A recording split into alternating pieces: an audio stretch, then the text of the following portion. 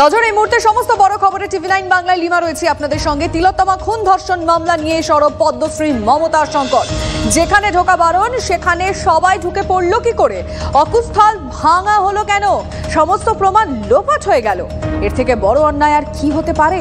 টিভি9 বাংলায় সরব পদ্মশ্রী মমতা শঙ্কর। দৃষ্টান্তমূলক শাস্তি না হলে এ ধরনের নৃশংস অপরাধ বন্ধ হবে না, সওয়াল মমতা শঙ্করের। সেই জায়গাটা তো একদম কর্ডন করে একেবারে কারো ঢোকা বারণ। সেই জায়গাটাতে কি করে এত লোক ঢুকে সেগুলো ডিমলিশ হয়ে গেল, পুরো ভাঙা হয়ে গেল, সমস্ত প্রমাণ লোপাট হয়ে গেল। এখন এর থেকে বড় অন্যায় কি হতে পারে? এর থেকে বড় প্রমাণ আর কি হতে পারে? আমার মনে হয় একজন খুন করে বা রেপ করে তার যদি কোর্টে কেসটা উঠে গেল, সে বেঁচে গেল।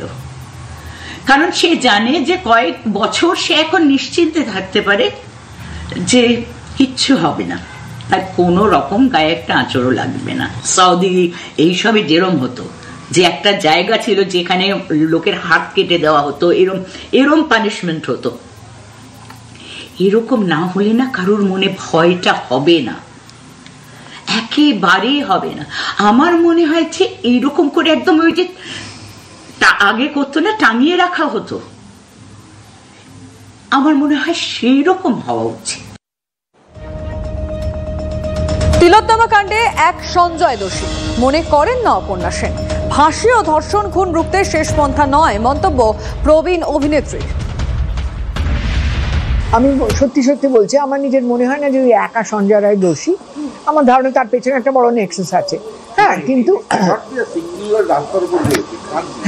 কিন্তু সেই নেক্সাসটা বার করবে কি করে, আদৌ বার করা যাবে কিনা, তার উপরে আমার আস্থা আছে কিনা সেটা অন্য কথা। এখন আমরা কি করতে পারি? সুপ্রিম কোর্টও যে আমার মনে হয় যেটা ন্যায়সঙ্গত রায় সেটা দেবেই, তারও কোনো মানে নেই। আর আমার সত্যি মনে হয় না যে মৃত্যুদণ্ডটা যে আমাদের মুখ্যমন্ত্রী বলছেন ফাঁসি হোক, মৃত্যু এতগুলো তো ফাঁসি হয়েছে, কোনোদিন কিছু বদলেছে? ধর্ষণের ঘটনা তো হয়েই চলেছে ফাঁসি সত্ত্বেও। এটা কিন্তু ইট ইজ নট দৃষ্টান্তমূলক শাস্তি হওয়া দরকার। বিচারক যা রায় দেবেন সেটাই শিরোধার্য, প্রতিক্রিয়া বিধানসভার অধ্যক্ষ বিমান বন্দ্যোপাধ্যায়ের। ওদের ব্যক্তিগত ব্যাপার, আমি এই ব্যাপারে কোনো মন্তব্য করতে চাই না। উনি ফাঁসি চাইলেন যে জজ সাহেব ফাঁসি দেবেন, উনি যাবজ্জীবন চাইলেই যে জজ সাহেব যাবজ্জীবন দেবেন, এটার তো কোনো মানে না। জজ সাহেব বিচার করেছেন, বিচার করে যেটা উনি যুক্তিপূর্ণ মনে করেছেন সে রায় দিয়েছেন। তাতে কেউ সন্তুষ্ট হতে পারে, কেউ সন্তুষ্ট না হতে পারে। তিলোত্তমার বাবাকে আক্রমণ করায় তৃণমূলের রাজ্য সাধারণ সম্পাদক কুণাল ঘোষকে নিশানা প্রয়াত তাপস পালের স্ত্রী নন্দিনীর। সোশ্যাল মিডিয়ায় পোস্ট করে তাপস জায়া লিখেছেন, কুণাল বাবু প্লিজ জানুন কষ্ট বেদনার প্রকাশ বড় ব্যক্তিগত। আপনার মন্তব্য এত অসংবেদনশীল ও রূঢ় কেন?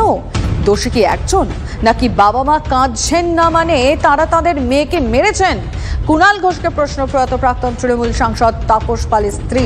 পাশাপাশি আক্ষেপের সুরে নন্দিনী পালের মন্তব্য, তার স্বামী একসময় তৃণমূল করতেন, এটা ভাবতেই তার লজ্জা লাগে।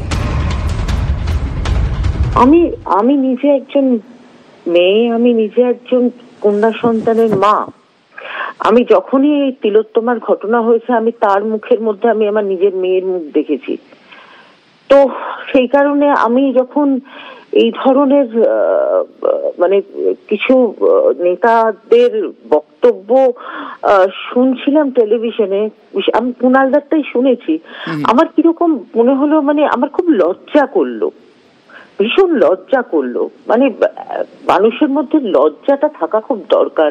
লজ্জা চলে গেলে না একটা পর্দা চলে যায় আর কি, খুব মুশকিল তখন। এবং আমার মনে হলো এটা অত্যন্ত একটা অসংবেদনশীল একটা মন্তব্য। এবং এটা যার জীবনে এই ধরনের ঘটনা না হয়েছে সে ছাড়া বুঝবে না। আমার খালি মনে হয় যেটা সত্যি সেটা যদি আমি না বলি, দিনের শেষে তো আয়নার সামনে তো দাঁড়াতে হবে না। আর এইটা বলবো না কেন? এটা তো ভুল। আমি মানে আমার আমি ওই তো অত কোনো পলিটিক্যাল ভিউ থেকে বলিনি। যে অন্যায় করবে আমি বলবো। আর আমার এখনকার যা অবস্থা দেখছি তৃণমূল দলটির, আমার খুব লজ্জা করে যে একটা সময় আমার স্বামী এই দলটি করতেন। সমালোচনা সত্ত্বেও নিজের অবস্থানে অনড় কুণাল ঘোষ। যা বলেছি ঠিক বলেছি। তিলোত্তমার বাবা মাকে আক্রমণ প্রসঙ্গে তাপস পালের স্ত্রী নন্দিনীর সমালোচনার জবাবে মন্তব্য করেন কুণাল। ওরা তৃণমূল বিরোধীদের মুখপাত্র হিসেবে কথা বলছেন, ফের বললেন কুণাল ঘোষ। তারা একবার এক এক রকম মন্তব্য করবেন। রাজনীতির যারা তৃণমূলকে কুৎসা করছে তাদের হাতে তামাক খাবেন, এটা তো হতে পারে না। একবার বলবেন উই ওয়ান্ট সিবিআই, তারপরে বলবেন উই ডোন্ট ওয়ান্ট সিবিআই। আমরা এটাও মানি না, ওটাও মানি না, শিয়ালদা কোর্ট মানি না, সুপ্রিম কোর্ট মানি না, পুলিশ মানি না, সিবিআই মানি না, কিছুই মানি না। তারপরে আচমকা বলে কদিন আগে বললেন ফাঁসি চাই, এবার বলছেন ফাঁসি চাই না। এগুলো হচ্ছেটা কি? তো সেই জায়গায় তাদের বক্তব্যে যে অসংলগ্নতা, তাহলে তৃণমূল বিরোধী বা যারা বাম অতিবাম যারা এই কুৎসার রাজনীতি করছে তাদের মুখপাত্র হিসেবে ওনারা তাদের হাতে ব্যবহৃত হচ্ছেন। এর মধ্যে আমি অমানবিক কি কথা বলেছি? যা বলেছি ঠিক বলেছি। কুণাল ঘোষ বলছেন তিনি যা বলেছেন ঠিক বলেছিলেন এবং একবার নয় একাধিকবার বলেছেন। কুণাল ঘোষ বলেছেন, ফিরহাদ হাকিম বলেছেন, একাধিক নেতারা বলেছেন। কি বলেছেন শুনবো। সঞ্জয় রায় এতদিন কোর্টে যা যা বলেছে সমস্তটা বলার সুযোগ পেয়ে রাজ্য সরকার বলছে ফাঁসি চাই, চাপে পড়ে সিবিআইও বলছে ফাঁসি চাই, বাবা মা বলছেন ফাঁসি চাই না। এ তো বামপন্থী অতি বাম জুনিয়র ডক্টরদের একাংশ, তাদের কথাগুলো প্রতিফলিত হচ্ছে অভয়ার বাবা মার মুখ থেকে। তাহলে কি এই সঞ্জয় রায়কে প্রোটেকশন দিচ্ছেন, বাঁচিয়ে দিতে চাইছেন তারা বাবা মা? এটা হয়? দুদিন বাদে শুনবো জেলে শীতকাল বলে সঞ্জয় রায়কে তারা কম্বল আর সোয়েটার দিতে গেছেন। তার দুদিন বাদে শুনবো জেলে পুষ্টিকর খাবার খাওয়ানোর জন্য ওনারা সঞ্জয়ের জন্য খাবার নিয়ে যাচ্ছেন। এটা হচ্ছে কি? এদের আচরণ ভূমিকা অত্যন্ত রহস্যজনক। এর সঙ্গে কার কার জড়িত আছে, কি কি জড়িত আছে, এই গোটাটা তদন্তের আওতায় আনা দরকার। শুধু কুণাল ঘোষ একা তো নন, এখতিয়ারের বাইরে গিয়ে কিছু বলা উচিত নয়। রাজনীতি করছেন তিলোত্তমার মা বাবাকে ঠিক এইভাবেই আক্রমণ করেন মেয়র ফিরহাদ হাকিমও। শুনুন তিনি কি বলেছিলেন। উনি কি দেখেন, আমরা অত্যন্ত সহানুভূতি ওনার প্রতি। ওনার মেয়ে এরকমভাবে মারা গেছে, আমরা সবাই তার প্রতিবাদ করছি এবং আমরা সবাই ফাঁসির সাজা চাই যে খুনি তাকে। কিন্তু তার মানে ওনার পুত্রীর শোকে এমন কিছু বলা উচিত না যেটা ওনার এখতিয়ারের মধ্যে পড়ে না। উনি এখন হয়ে গেছেন যাদের পাল্লায় পড়েছেন, এবার ওনারা পলিটিক্স করছেন তাকে নিয়ে, এটা ঠিক না। মুখ্যমন্ত্রী ওনার দয়ায় বা যে দলগুলো রয়েছেন লেফটিস্ট তাদের দয়ায় কিন্তু মুখ্যমন্ত্রী পদে ওখানে বসে নেই। মুখ্যমন্ত্রী বসে আছে, বাংলার মানুষ চেয়েছেন তাই ওই চেয়ারে বসে আছেন, কারোর দয়ায় বসে নেই, বাংলার মানুষের সমর্থন নিয়ে বসে আছেন। এবং আমি আবার ওনাকে বলবো যে আপনি আপনার এখতিয়ারের মধ্যে থাকুন, নিশ্চিতভাবে ন্যায় চাইেন। এবং আমিও অত্যন্ত দুঃখিত সিবিআই যেভাবে করেছে, কিন্তু তার মানে এই নয় যে আপনাকে দিয়ে যা বলাবে আপনি তাই বলবেন। এটাতে আপনার নিজের যে মানুষের যে সহানুভূতি আপনার উপরে সেটা নষ্ট হয়ে যাবে। মেয়ের মৃত্যু নিয়ে রাজনীতি করছেন তিলোত্তমার মা বাবাকে নিশানা করেন শ্রীরামপুরের তৃণমূল সাংসদ কল্যাণ বন্দ্যোপাধ্যায়। আজকে উনি চাইলেন না, তার মানে উনি কি চাইছেন যে এরকম তাহলে ডেথ সেন্টেন্স হবে না? অন্য মহিলাদের ক্ষেত্রে যদি রেপ করে খুন করে তাহলে তাদের সেই দোষীদের মৃত্যুদণ্ড দেওয়া হবে না, এটাই উনি চাইছেন। যেহেতু ওনার মেয়ে রেপ হয়ে মারা গেছেন বলে অন্য মেয়েদের ক্ষেত্রে যদি এরকম কোনো ঘটনা ঘটে তাহলে তাদের সেই আসামিদের খুনিদের খুন করা ডেথ সেন্টেন্স হবে না মনে হচ্ছে। আসলে ওনাদের এখন রাজনীতির মধ্যে ঢুকে গেছে, এটা নিয়ে ওনারা খুব ভালো রাজনীতি করতে শিখেছে। I am sorry to say, কিন্তু নাও দে আর in politics, completely politics.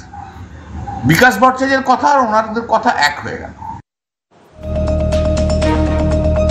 Kunal কল্যাণ, ফিরহাদ, শোভন দেবের পর এবার তিলোত্তমার বাবা মাকে নিশানা কামারহাটির তৃণমূল বিধায়ক মদন মিত্রের। বাপ বিজেপির কথা তিলোত্তমার মা বাবার গলায়। তিলোত্তমার বাবা মা বলুন, আপনাদের কি ক্ষতিপূরণের টাকা লাগবে? ক্ষতিপূরণ চাইলে মানুষ আছে, সরকার আছে, সেটা দেবে, তবে তার আগে পরিষ্কার করে কথা বলতে হবে। নিশানা কামারহাটির তৃণমূল বিধায়ক মদন মিত্রের। ওরা হঠাৎ প্রথমে কিছুই চাই না, কিছু বলবো না, কিছু এরকম না বলে এই যে রাতারাতি প্রতিদিন তাদের পাল্টে যাচ্ছে এবং তাদের মুখের কথা তোতা কাহিনীর মতো সিপিএম আর বিজেপির কথাগুলো যেন ওদের মুখে কেটে বসছে। তাহলে কি আপনারা কম্পেনসেশন চান? তা যদি কম্পেনসেশন চান সেটা বলুন। একটা বাচ্চা মেয়ে 16 কোটি টাকা লাগবে তার একটা ইঞ্জেকশন, ইতিমধ্যেই 7 কোটি উঠে গেছে। 140 কোটি দেশের লোক আছে, দেবে। মমতা বন্দ্যোপাধ্যায় রয়েছেন, ভারতবর্ষের প্রধানমন্ত্রী রয়েছেন, কিন্তু আপনারা যদি পরিষ্কার করে না বলেন কি চান। না, ভাববেন না এখানেই শেষ, আরো আছে। কুণাল, ফিরহাদ, কল্যাণ, মদনের পর এবার শোভনদেব চট্টোপাধ্যায় নিশানায় তিলোত্তমার মা বাবা। তিলোত্তমার মা বাবা এখনো সিপিএম এর দ্বারা পরিচালিত হচ্ছেন। সিপিএম নিজের স্বার্থে তিলোত্তমার বাবা মাকে ব্যবহার করছে, দাবি পরিষদীয় মন্ত্রী শোভনদেব চট্টোপাধ্যায়ের নিশানায় তিলোত্তমার পরিবারে। প্রথম থেকেই নানা সময় নানা রকম বক্তব্য রাখছেন। তার মানে হচ্ছে যে তারা নিজেদের মত দিচ্ছেন বলে আমার মনে হয় না। যারা এই মৃত্যুকে নিয়ে রাজনীতি করতে গিয়ে নিজেদের স্বরূপটা প্রকাশ করে ফেলেছিলেন, ডাক্তারদের আন্দোলনে ডাক্তারদের কোনো নৈতিকতাই ছিল না। তারা মানে সরকারের মাইনে নিয়েছে আর প্রাইভেট প্র্যাকটিস করেছে। তাদেরকে যারা পরিচালনা করছিল মার্ক্সবাদী কমিউনিস্ট পার্টি, তাদের স্বরূপটা প্রকাশ পেয়ে গেল। এখনও আমার ধারণার কথা বলছি যে এখনও বাবা মা ওই সিপিএমের তারা পরিচালিত হচ্ছেন। তাই সিপিএম তার নিজের রাজনৈতিক অভিসন্ধিকে পূরণ করার জন্য, তাদের উদ্দেশ্যকে পূরণ করার জন্য বাবা মাকে ব্যবহার করছে, মাত্র কিছু। তৃণমূলের নেতা মন্ত্রীরা বলছেন যে তিলোত্তমার বাবা মা যে কথা বলছেন সেটা বামেদের তরফ থেকে শিখিয়ে দেওয়া হচ্ছে, সিপিএম শিখিয়ে দিচ্ছে। কিন্তু সিপিএম কি ভাবছে তাদের এই বক্তব্যগুলো নিয়ে? সুজন চক্রবর্তী কি বলেছেন শুনুন। অপরাধীদের সাহায্য করার জন্য তদন্ত কমপ্লিট হওয়ার আগেই একজন কাউকে যদি অন্তত ফাঁসি দিয়ে দেওয়া যায়, তদন্তের অগ্রগতি আটকে দেওয়া যায়, তাহলে মুখ্যমন্ত্রীর বাহিনী খানিকটা সুরাহা পেতে পারেন। সেই কারণেই পরিবারের স্বাভাবিক দাবি, সেইটাকে নিয়ে তির্যক কথা বলা শোভনদেব চট্টোপাধ্যায়ের পক্ষে মানায় না। উনি বয়স্ক মানুষ। আপনাদেরকে আমরা মদন মিত্রের বক্তব্য শুনিয়েছিলাম, যেখানে তিনি বলছেন বাম বিজেপি যা বলছেন সেই একই সুর তিলোত্তমার বাবা মার গলায়। সেটা শোনার পর সুজন চক্রবর্তী কি বলেছেন সেটা আগে শুনুন। মদন মিত্র আজকে একদম তার স্বভাবসিদ্ধ অসভ্যের মতো কথা বলেছেন। আমি জানি না কদিন আগে দুধে স্নান করে ওনার জন্মদিন পালিত হয়েছে বলে বাড়তি কোনো মাৎসর্য এসে গেছে কিনা, অথবা আমি জানি না ওর হঠাৎ ওই পিয়ালি বলে যিনি মারা গেলেন ইত্যাদি ইত্যাদি সেই সব স্মৃতি মনে পড়লো কিনা, যে টাকা দিয়ে অনেক মুখ বন্ধ করে দেওয়া যায়। উনি টাকা দিয়ে মুখ বন্ধ করার ব্যবস্থা করেছিলেন, সবাই জানেন। ওই নামটা শুনলে এখন ভয় পায়। তদন্ত শেষ করার আগেই কাউকে অন্তত মেরে দাও, যাতে তদন্তটা আরও ধামাচাপা খেয়ে যায়। এই মনোভাব থেকে চলছে বলেই অসভ্যের মতো কথা বলছে মদন মিত্ররা। আমার ধারণা হঠাৎ পিয়ালির স্মৃতিটা ওর মাথায় এসে গেছে। ধারাবাহিকভাবে তৃণমূল নেতারা তিলোত্তমার বাবা মাকে আক্রমণ করছেন, তা নিয়ে কি বলছেন আন্দোলনরত চিকিৎসক জুনিয়র ডাক্তার অনিকেত মাহাতো, শুনবো।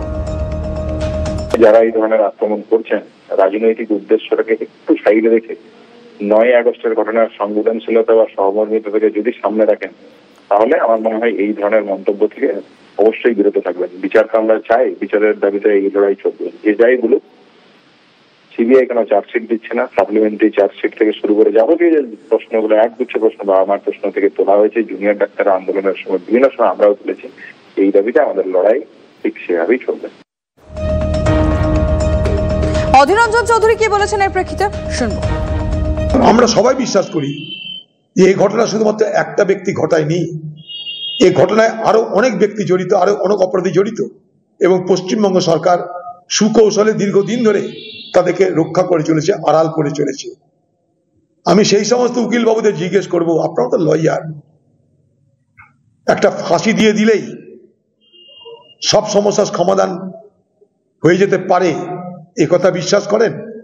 না যে লোকটাকে ফাঁসির মঞ্চে নিয়ে যাওয়া হচ্ছে তার অপরাধের সঙ্গে আরো অপরাধী জড়িয়ে আছে, তারা যেন নিষ্কৃতি না পায়, তারা যেন ছাড় না পায়, সেটাও আপনারা ভাবেন। বিজেপি নেতা জগন্নাথ চট্টোপাধ্যায় কি ভাবছেন এই বিষয়ে শুনবো। তিলোত্তমার মা সে তো তার সব হারিয়েছেন, কিন্তু তিনি কি চাইছেন? তিনি চাইছেন প্রকৃত অপরাধী সাজা পাক, বড় মাথারা ধরা পড়ুক। আর কিসের তারা এত তৃণমূল কংগ্রেসে? লাস্ট ধনঞ্জয়ের ফাঁসির পর গত 25 বছরে পশ্চিমবঙ্গে ফাঁসি হয়নি, এখনই কেন ধনঞ্জয়কে ফাঁসির দড়িতে ঝুলিয়ে দিতে চাইছেন? তাহলে কি শেষ প্রমাণ যেটুকু রয়েছে সেটুকু শেষ করে দিতে চাইছেন? বইমেলায় বক্তব্য রাখছেন মুখ্যমন্ত্রী।